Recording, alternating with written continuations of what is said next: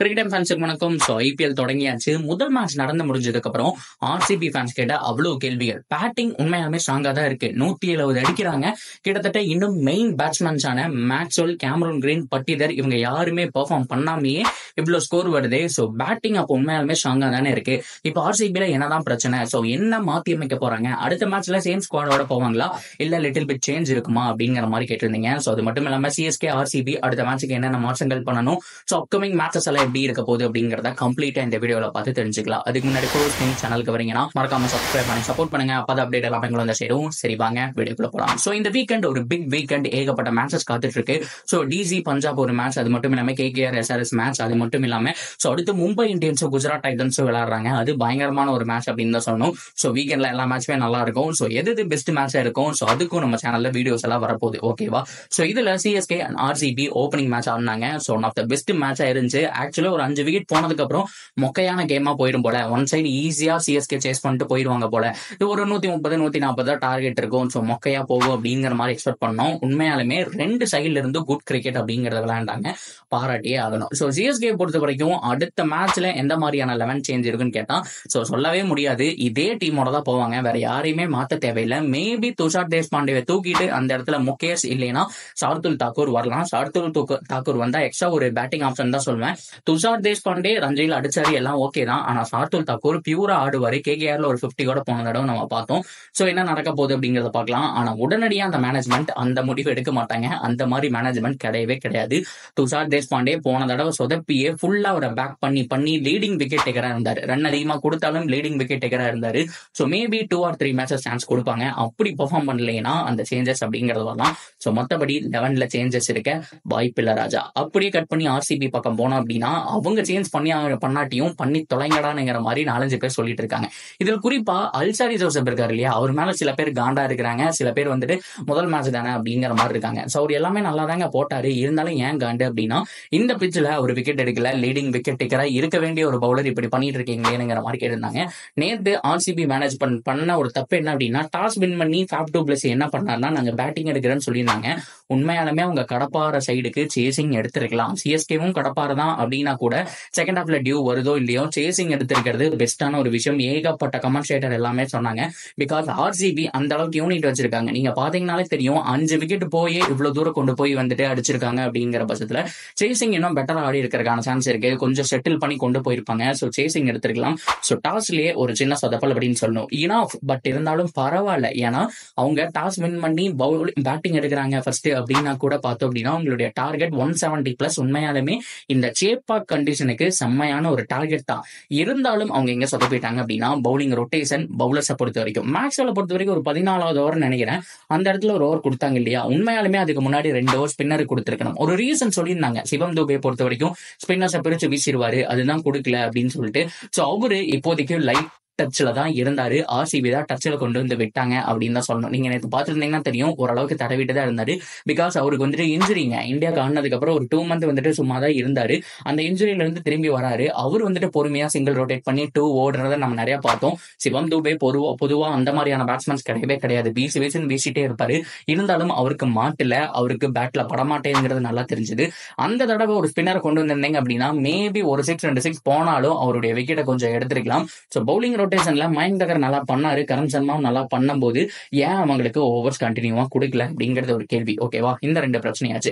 மூணாவதா இருக்கக்கூடிய பிரச்சனை ஏன் அல்சாரி ஜோசப் ரீஸ்டாப்லயே கொண்டு வந்திருக்கலாமே. வேரியேஷன்ஸ் நிறைய வச்சிருக்காருயா.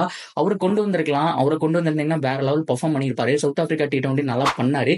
அல்சாரி ஜோசப் நல்லா பண்ணலன்னு சொல்ல வரல. இருந்தாலும் அவரு தான் பெஸ்டா இருந்திருப்பாரு. ரீஸ்டாப்லயே உள்ள வரதா பெஸ்டா இருந்திருக்கும்ங்கிற மாதிரியும் ஏகப்பட்ட ஆர்சிபி ஃபேன் பேஸ்லயும் பார்த்தோம் அப்படின்னா போட்டுட்டு இருந்தாங்க. ஸோ அது மட்டும் இல்லாம ஃபெர்குசன் வந்திருந்தாலும் டீசெண்டா இருந்திருக்குங்க. பிகாஸ் இந்த பக்கம் முஸ்தபிசூர் என்ன பண்றாரோ ஸோ அதே மாதிரி 150 யாக்கர் நச்சுன்னு போடுவாரு. டெத் ஹவுஸ் எல்லாம் நல்லா போடுறதுக்கான சான்ஸ் இருக்கு. ஸோ ஃபெர்குசன் வந்திருக்கலாம். ஸோ எனிவே தப்பு பண்ணிட்டாங்க. இந்த சேப்பாக்கு தேவையான கண்டிஷன் அடாப்ட் பண்ணி எடுக்கணும்னு சொல்லி அல்சாரி ஜோசப் எடுத்தாங்களான்னு தெரியல. ஸோ அது ஒரு சின்ன தப்பு அப்படிங்கிற மாதிரி தான் நம்ம சொல்லியே ஆகணும். ஸோ அது மட்டும் இல்லாம அனுஜ் ராவத் உண்மையாலுமே சூப்பரான பேட்ஸ்மேன். நான் சொல்லிட்டே இருந்த கண்டிப்பா 11ல இருப்பாருன்னு சொல்லி நிறைய பேர் அக்செப்ட் பண்ணல. இந்த தடவை இருந்தாரு, செமையா பண்ணி காமிச்சாரு. ஸோ அவரை இன்னும் கொஞ்சம் டாப் ஆர்டர்ல அனுப்பணும். ஏன்னா 7வது 8வது எடுக்கிறத விட ஸோ யங்ஸ்டரா முன்னாடியே அப்படியே இறக்குறது தான் பெஸ்ட் அப்படிங்கிற மாதிரி எல்லாருமே சொல்லிட்டு இருக்கும்போது, ரஜத் பட்டிதார், அனுஜ் ராவத் அப்படின்னு வரும்போது உங்களுக்கு பேட்டிங் பேக்கப் இருந்துகிட்டே இருக்கும். ஸோ பின்னாடி பார்த்தா Dinesh Karthik, Maxwell, Cameron Green ஒரு படை இருக்கும்போது யங்ஸ்டர் கிட்ட இருந்து ஒரு 25-30 ரன் வந்தாலே போதும், உங்களுடைய ஸ்கோர் ஆட்டோமேட்டிக்கா 180+ அப்படிங்கிற மாதிரி போகும். ஸோ இந்த மாதிரி பேட்டிங் ஆர்டர் வந்துட்டு ஓரளவுக்கு மாத்தி அமைக்கணும். இது எல்லாமே ஆர்சிபி பண்ண வேண்டிய ஒரு சின்ன சின்ன மிஸ்டேக்ஸ் எல்லாம் வந்துட்டு சரி பண்ணிக்கணும் அப்படிங்கறதான் சொல்லக்கூடிய விஷயம். ஃபேப் டு பிளஸி அதான் சொன்னாரு. ஃபர்ஸ்ட் 1 to 6 ஓவர் ஓகே நாங்க செட்டில் பண்ணி கொடுத்துட்டோம் அப்படிங்கிற மாதிரி நினைச்சோம். ஆனா சிஎஸ்கே மிடில் ஆர்டர்ல பயங்கரமா பிரிச்சிட்டாங்க, வேற லெவல்ல பண்ணாங்க. ஸோ அது வந்துட்டு ஆல்ரெடி தெரிஞ்ச விஷயம் தான். அந்த டீம் கூட நான் டிராவல் பண்ணியிருக்கேன் மேனேஜ்மெண்ட்டை பொறுத்த வரைக்கும். மிடில் ஆர்டர் நல்லா பண்ணுவாங்கன்னு சொல்லிட்டு நாங்களும் பவுலிங் ரொட்டேஷன் பண்ணா இருந்தாலும் சரிப்பட்டு வரல, நெக்ஸ்ட் மேட்ச்ல பாத்துக்கலாம்ங்கிற மாதிரி சொல்லிட்டாரு. ஸோ அடுத்த மேட்ச் என்ன சேஞ்ச் பண்ணலாம் அப்படின்னு சொன்னா, ஸோ இங்க இருந்து மறுபடியும் அவங்க வேற கிரவுண்டு போறாங்க. ஸோ அங்க போய் விளையாடணும். ஸோ அது மட்டும் இல்லாமல் சின்னசுவாமியிலையும் கேம்ஸ் இருக்கு. ஸோ இந்த கண்டிஷனுக்கு அடாப்ட் பண்ணி எடுக்கிறத விட அவங்களோட ஸ்குவாடை இன்னும் கொஞ்சம் பெட்டராக ஆக்கணும். ஸோ அல்சாரி ஜோசப்புக்கு பதிலாக மேபி இன்னொரு ஆளை கொண்டு வரலாம், ஃபெர்குசனையோ ரீஸ்டாப்லயோ கொண்டு வரலாம். அப்படி இல்லைன்னா இதே ஸ்குவாடை வச்சு போவாங்களான்னு கேட்டால் கண்டிப்பாக கிடையாது. ஒரு சில சேஞ்சஸ் இருக்கும். கரண் சர்மா உட்கார வச்சுட்டு அதுக்கு பதிலாக ஒரு எக்ஸ்ட்ரா பவுலர் ஆடுறதுக்கான சான்ஸ் இருக்கு. அதாவது எஸ் தயால் ஆல்ரெடி 11ல இருப்பாரு, அவருக்கு பதிலாக இம்பாக்ட் பிளேயரா ஒரு இந்தியன் பேட்ஸ்மேனை கொண்டு வரக்கான சான்ஸ் கூட இருக்கு. ஏன்னா கரண் சர்மாவுடைய தேவை இனிமேல் இல்லை. ஏன்னா மேக்ஸ்வெல்லுடைய ஓவர்ஸ் இருந்திருக்கும். அது மட்டும் இல்லாம மயங்க் தகர் அவங்க 2 பேர் 8 ஓவர் போட்டுருவாங்க. சேப்பாக் மாதிரி இல்ல, மற்ற கிரவுண்ட்ஸ் எல்லாம் போடும்போது 2 ஸ்பின்னர் இருந்தா போதும். சோ கரண் சர்மா உட்கார வச்சுட்டு ஸோ வேற ஆட்கள் வரக்கான சான்ஸ் தான் இருக்கு. மேபி எஸ் தயால 11ல எடுத்துட்டு, நேற்று இம்பாக்ட் பிளேயரா தான் எக்ஸ் தயால் வந்தாரு. ஸோ அவரு 11ல எடுத்துட்டு அவருக்கு பல இம்பாக்ட் பிளேயரா செகண்ட் ஹாஃப்லயோ இல்ல நீங்க ஃபர்ஸ்ட் பேட்டிங் ஆடுறீங்களோ அதுக்கு தகுந்த மாதிரி ஒரு எக்ஸ்ட்ரா பேட்ஸ்மேனை கொண்டு வந்திருக்கலாம். இது ஒரு மாற்றமா இருக்கும். அண்ட் அல்சாரி ஜோசப்புக்கு பதிலாக ரீஸ்டாப்லயோ ஃபெர்குசனோ உள்ள வர்றது ஒரு மாற்றமா இருக்கும். டாம் கரன் வருவாரான்னு கேட்டா கொஞ்சம் டவுட் தாங்க. அவருடைய பவுலிங் ஸ்கில் எந்த அளவுக்கு இருக்குன்னு தெரியல. பேட்டிங் ஓரளவுக்கு ஆடிட்டு இருக்காரு. பட் இருந்தாலும் ரீஸ்டாப்லி அல்சாரி ஜோசப் வரதான் வந்துட்டு சாரி ரீஸ்டாப்லி அது மட்டும் இல்லாம ஃபெர்குசன் வரதான் பெஸ்ட் அப்படிங்கிற மாதிரி நான் நினைக்கிறேன். ஸோ அடுத்த மேட்சஸ்ல இந்த மாதிரி சேஞ்சஸ் எல்லாம் இருக்கும். ஸோ அடுத்தது பஞ்சாப் கிங்ஸுக்கு எதிராக ஆட போறாங்கன்னு நினைக்கிறேன் பிளேயிங் 11. ஸோ அது மட்டும் இல்லாம யார் இம்பாக்ட் பிளேயரா எடுத்துட்டு வர போறாங்க, அனுஜ் ராவத்துக்கு எந்த மாதிரியான பொசிஷன் இருக்க போது, ஓப்பனிங் பார்ட்னர்ஷிப் மாறுமா அப்படிங்கறது எல்லாத்தையும் ஸோ கம்ப்ளீட்டா ஒரு செப்பரேட்டா ஒரு வீடியோவா நான் போறேன். ஸோ நீங்க என்ன நினைக்கிறீங்க ஆர்சிபியை பத்தி? என்ன பொறுத்த வரைக்கும் அந்த ஒரு ஆர்சிபி டீம்ல எந்த விதமான குறையுமே கிடையாது. பவுலிங் யூனிட் எஸ் கொஞ்சம் மோசம் தான், அடி வாங்குது. கரண் சர்மா வந்துட்டு ஓரளவுக்கு டீசென்டான ஸ்பின்னர். அது மட்டும் இல்லாம பவுலிங் யூனிட்ல நம்ம அல்சாரி ஜோசப் யாரையுமே நம்ப முடியல. சிராஜை பொறுத்த வரைக்கும் ஈஸியா வந்துட்டு பிக்கப் பண்ணிடுறாங்க. ஃபர்ஸ்ட் 2 ஓவர் எப்படியா அவர் போட்டுருவாரு, அதுக்கப்புறம் வந்துட்டு டெத் ஓவர்ல தான் வருவாரு அப்படிங்கறதுனால சிராஜோட முதல் 2 ஓவர் பார்த்து ஆடிடுறாங்க. அதுக்கப்புறம் இருக்கக்கூடிய எஸ் தயாலையும் மீதி இருக்கக்கூடிய பவுலர்ஸையும் வச்சு செஞ்சிடறாங்க. ஸோ இதனால சிராஜை பொறுத்த வரைக்கும் கொஞ்சம் பேக் பண்ணணும். 9வது ஓவர்ல தான் அவருக்கு ஃபர்ஸ்ட் ஓவரே கொடுக்கணும் அப்படின்னு நான் நினைக்கிறேன். அது வரைக்கும் வேற ஒருத்தங்க வச்சு ஸ்டார்ட் பண்ணணும். ஏன்னா அவங்க ஈஸியா சிராஜுடைய அந்த லைன் அண்ட் லென்த் வந்துட்டு பிக் பண்ணிடுறாங்க. நியூ பால்ல என்ன பண்ணிடுறாங்க அப்படின்னா ஃபர்ஸ்ட் 2 ஓவர் எப்படியோ 12 பால் தானே போடுவா, அது நமக்கு ஒரு 6 ரன் 7 ரன் வந்தா போகுது அப்படிங்கிற மாதிரி சிராஜை பார்த்து ஆடிடுறாங்க.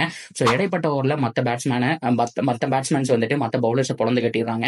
ஸோ இந்த ஒரு முறை மாறணும் அப்படின்னா இனிஷியல் ஓவர்ஸே மற்ற பவுலர்ஸுக்கு கொடுத்துட்டு எப்படி பிராவோ வந்துட்டு சிஎஸ்கேல போடுவாரோ 9, 12, ஸோ அதுக்கப்புறம் 16, 20 அப்படிங்கிற மாதிரி சிராஜை அந்த மாதிரியான டைம்ல யூஸ் பண்ணிக்கலாம். ஏன்னா அவர் தான் மெயின் இந்தியன் டெட் பவுலரா இருக்காரு. ஸோ அது போக நீங்க ஃபெர்குசனையோ டாப்லயோ கூட யூஸ் பண்ணிக்கலாம். ஸோ மற்றபடி இந்த ஒரு ஆர்சிபி டீம் எக்ஸ்ட்ரானரி டீமுங்க, சான்ஸே கிடையாது. பிகாஸ் வந்துட்டு நான் சொன்னேன் இல்லையா 78க்கு 5 அந்த ஒரு பொசிஷன்ல இருந்து 170ங்கிறது ஆல்மோஸ்ட் 100 ரன் பார்ட்னர்ஷிப் அப்படிங்கிறது டிகேக்கும் நம்மளுடைய அனுஜ் ராவத்துக்கு நடுவில் வந்து எக்ஸ்ட்ரானரி பேட்டிங் யோசிச்சு பார்க்கவே முடியல. ஏன்னா அவங்க இல்லாத பட்சத்துல அவங்க ஆடியே இவ்வளவு தூரம் வந்திருக்க ஸ்கோர் அப்படின்னா இன்னும் அவங்க கிட்ட விராட் கோலி ஃபயர் ஆகல. அது மட்டும் இல்லாம கேமரூன் கிரீன் ஃபயர் ஆகல, ரஜத் பட்டிதர் ஃபயர் ஆகல, அண்ட் மேக்ஸ்வெல் இவங்க எல்லாருமே ஒரு 20 ரன் 10 ரன் அடிச்சிருந்தா கூட பார்த்தோம் அப்படின்னா அபவ் 220க்கு மேல டார்கெட் அப்படிங்கிறது வந்திருக்கும். ஸோ அந்த அளவுக்கு வந்துட்டு நல்ல ஒரு பேட்டிங் லைன் அப் தான். ஆனா பேட்டிங்க்கு தகுந்த பவுலிங் இல்லை அப்படிங்கறத விஷயம். ஸோ அதை மட்டும் சேஞ்ச் பண்ணிட்டாங்க அப்படின்னா கண்டிப்பா ஆர்சிபி பந்தயம் அடிக்கிறதுக்கான சான்ஸ் இருக்கு. ஸோ விமன்ஸ் ஐபிஎல் மாதிரி தான் இந்த டீமும் இருக்கு. So batting strong, bowling little bit weak அப்படிங்கிற மாதிரி. ஸோ இதெல்லாம் வச்சு பார்க்கும்போது ஹோப்ஃபுல்லி ஆர்சிபி பிளே ஆஃப் ஹோமா கப் அடிக்குமா அப்படிங்கறத பார்க்கலாம். ஸோ நீங்க என்ன நினைக்கிறீங்க? இந்த புது ஆர்சிபி டீம் எனக்கு பர்சனலா ரொம்ப பிடிச்சிருக்கு அப்படின்னு தான் நான் சொல்வேன். நீங்க என்ன நினைக்கிறீங்க அப்படிங்கறத தாராளமா கமெண்ட் செக்ஷன்ல சொல்லுங்க. அண்ட் தொடர்ந்து அப்டேட்டுக்கு நம்ம சேனலோட இணைஞ்சிருங்க. மறக்காம சப்ஸ்கிரைப் பண்ணி சப்போர்ட் பண்ணுங்க.